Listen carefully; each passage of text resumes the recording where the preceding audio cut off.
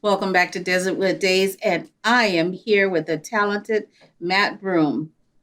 Hello. Hello there, sir. How are you? I'm awesome. This is fantastic. I am so happy to be here. I'm a long-time listener, first-time person here. But this is great. This is fantastic. Thank Studio audience. How's everybody doing? It's good to see you guys. It's packed in here. As you can say, this is Mr. Matt Broome, who's a comedian, and he's an actor. Correct. And you've been doing a lot of work lately that I've been seeing out there in the community. I have been, my comedy has gone a little bit to the wayside because of COVID. There was not a lot going on for the last 2 years. Right. And then happenstance, I just dialed the wrong number and ended up getting casted in a movie. And then that casting went to another casting and another casting, and so it's been great. I'm gonna have to dial some wrong numbers, right? That's how my you career do it. Now you start dialing wrong numbers for that next acting gig. So Matt, when did you decide? Okay, or should I say, when did you decide? When did you know that you were funny? That's a great question. I mean, I was always the class clown in growing up as a kid, but I don't think I ever thought that I was funny. I just used it as a defensive tool. Oh. So I was a very awkward child.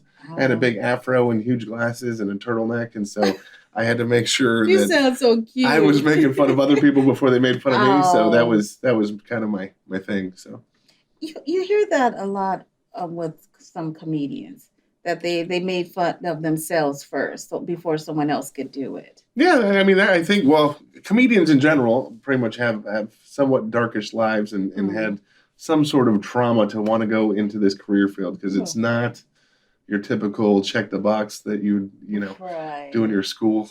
So kids, stay in school, don't do comedy, wherever we are. But no, it's fantastic. I love comedy. I get to travel everywhere. I get to see so many people. I get to be on wonderful shows like this. So It's been great. Right. So, and it's a way of getting things off your chest, I imagine. Oh, absolutely. It's a free therapy, except for when it's not. When you have a bad show, it kind of reverses, and then you feel even worse about yourself. But when you are doing well and in the zone, there's no better feeling on the planet. Yeah. So do you think that because you're, as a comedian, you're expressing yourself quite often, especially for the ones that are working a lot, you are truly expressing yourself and dealing with issues or giving yourself that self-care that you need?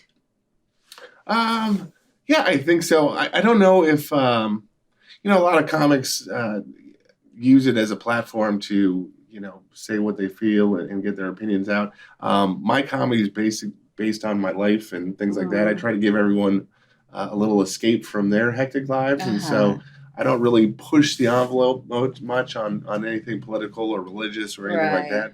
And I don't really have an agenda except for let's have some fun and make fun of the people around us and ourselves. So do you find yourself still making fun of yourself?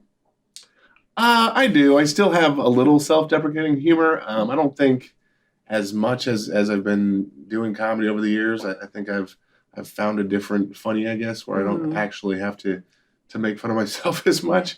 But it's always fun to poke at yourself, I guess. Just makes you human. So how would you describe your style? I would say I'm more, I lend to be more of a storyteller. Like my comedy idols growing up were Bill Cosby and Eddie Murphy, and they were both storytellers. Yes. And so those were my two favorite comics. And so that's kind of where I think I've kind of led myself to. Like I Yeah. never thought I was going to be a comedian. I never wanted to be a comedian. It just kind of fell in my lap as So, well. if you weren't a comedian, what did you want to do? Initially, I wanted to be a firefighter. Okay. And I went into the Marine Corps to be a firefighter. And then for some reason, I just was like, I'm going to move and make more money because I wanted more money. And So you did go into the Marine Corps? I did go to the Marine Corps, although Thank I you didn't for your service. absolutely, absolutely. I actually went into communications though, not Okay. firefighting, because they You're still offered me you're a communicating. huge bonus. That's true. That's Yes. true. That's what I was good at. So, and I've been communicating ever since. And yeah, I'm sure you're putting out some fires with your jokes. Or starting some. We're not sure, but I think probably starting more than putting them out. For sure. So, what happens? I don't always want if you're on stage and you're doing this joke or whatever, and you really piss somebody off. How do you deal with that? Well, you dodge first is what you normally have to do. It was funny because I was just recently at House of Comedy for a Big Pine Comedy Festival, and an audience member came up to me and they were like, were you the comic that that girl threw the drink at like a couple of years ago? And I was like, that was me. Are you serious? Yeah, so weird things happen. That's too serious right there. It is, and it hurts. It hurts. Comedy hurts sometimes. Yeah, she threw a drink at me because she was sitting in the front row ordering a pizza for her kids that she forgot about, and I made a comment about it, and she didn't like me talking about her, so she threw a drink at me. So. Wow. Well, you know what? If you don't want to be heckled or talked about, you need to not sit in the front row because or not make a phone call from the front row. Oh, she was making a phone call. Oh yeah, she was on the phone during talking the middle of your during show. The middle of my show. Oh. And I passed over it a couple times, and then I was like, okay, look. And then the whole audience and crowd like went after her and booed her. Of course, the nerve shoot of her out. So it was fun. Mm-mm. I like hecklers though. I do a lot of crowd work, so I kind of bring it on myself sometimes. A lot of comics stay to their script and do their thing, but I tend to go off book, so to speak. I remember one show I went to, and there was this guy. You know what? I always thought, do you guys position people there to talk about them? No. Or is that a secret that you can't? There's no plants. You smiled when I said that. Well, because everyone's like, is that a plant in the audience? Yes. No one's planting anyone in the audience for comedy shows. Because there was this guy. We don't pay enough to get to plant people in the audience. There was this guy at this one show, and I felt so bad for him. He was in the front row, and I don't know if you remember the wave hairstyle. Yes. This man had a wave, and that comedian was just talking about this man and his wave hair. I felt so bad for this guy. And he just laughed and went along with it. He was a good doobie. Well, see, and that's the best thing about comedy is you never know. Like every show is always different. It's not like going to a concert where you're going to hear the same song. Like even if they're saying the same jokes, they change because of the audience. And so a lot of people feel like things are rigged or the audience is the same. The truth is, when you've been doing comedy for a long time, audiences are the same. There's always going to be the one guy with shorts in the front row. There's going to be the two girls. There's going to be so you have stock jokes that you can go to because you've seen it so many times before. So we're talking about these people in the front row at the shows just acting up. Yeah, well, but that's it. That's like I said, it's interactive and it makes you feel like you're part of the show, which is always great. That's what people want to feel. Tell us about your first stand-up performance. My first stand-up performance was actually local heroes in Scottsdale at Mardi Gras bar, and I went with my best friend Tim Sauer, who's also a comedian now.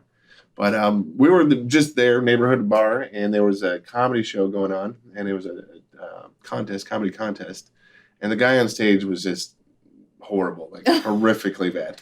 And I had turned to Tim, I was like, this is bad.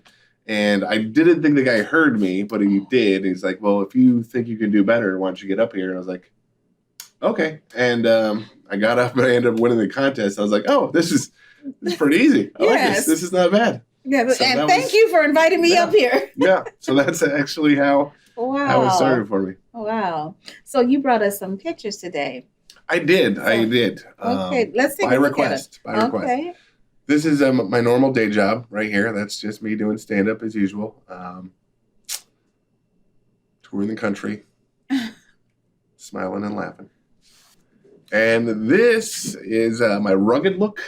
You're rugged. If I have a rugged look. Your Harrison Ford look there. I just finished filming a Western called The Reward, and that was on set. So we did a quick little selfie right there. Nice. Was that done here? That was done. There was Coleman's Gulch movie set just past Tucson. Oh, okay. So it was here in Arizona. Okay.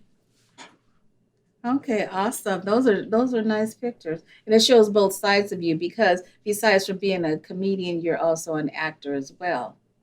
Yes. Yes. But I know you brought us some video of your stand-up. We're going to look at that first before we get into the acting part, okay? Perfect.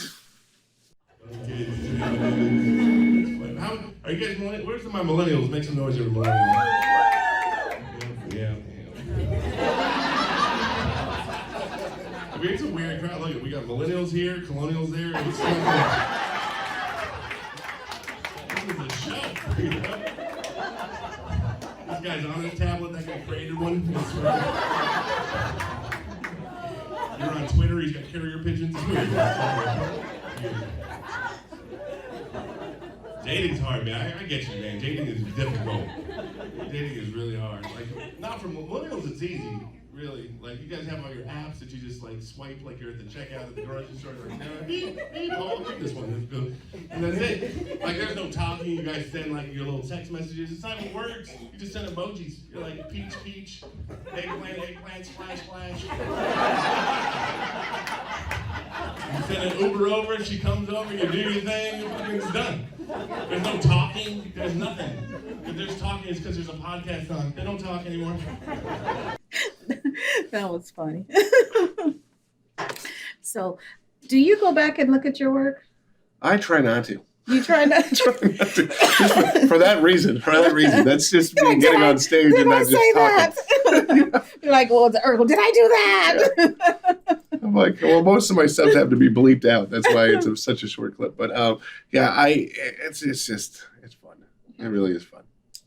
Well, it is fun. We enjoyed that. So, you're into acting as well. Yes. How long have you been acting? So I actually had a drama scholarship to ASU. That's actually why I moved out to Arizona when I was a wee little lad. Oh, okay. And then I never did acting ever again after I got out here because my parents told me not to. And then right when COVID hit, like I said, I actually called my cousin and sang happy birthday to her. And she's like, oh my gosh, that's so sweet. Not my birthday. And I'm like, oh. And then I found out it was not my cousin. And she's like, is this Matt Broome? No. I'm like, yeah. She's like, I can't believe you're calling me. We're filming a new comedy right now. And one of our stars got COVID. Oh. And I think you'd be perfect for it. Is there a way you can send a headshot over? And they sent me the sides and I sent them to New York and I was cast that day. And my goodness. That's how I got Congratulations. into acting. That's awesome. I love these stories when you hear about how people got into acting. It's crazy because I have so many friends because I used to live half in LA and half here. And so I have so many actor friends that just grind every day and go to audition after audition after audition. And I just call the wrong number and, it was get meant the part. to be. So. Tell us about your last film. The last film was The Reward. That was the Cowboy one that we did. Which was great. I mean, I was supposed to be the muscle, which I'm not the muscle type. Like I know I'm 6'4" and 240, but typically I like to have the humor and the light side of things. But that showed a different side of you. A little bit. But it was you have to be growing and you have to take what comes in and.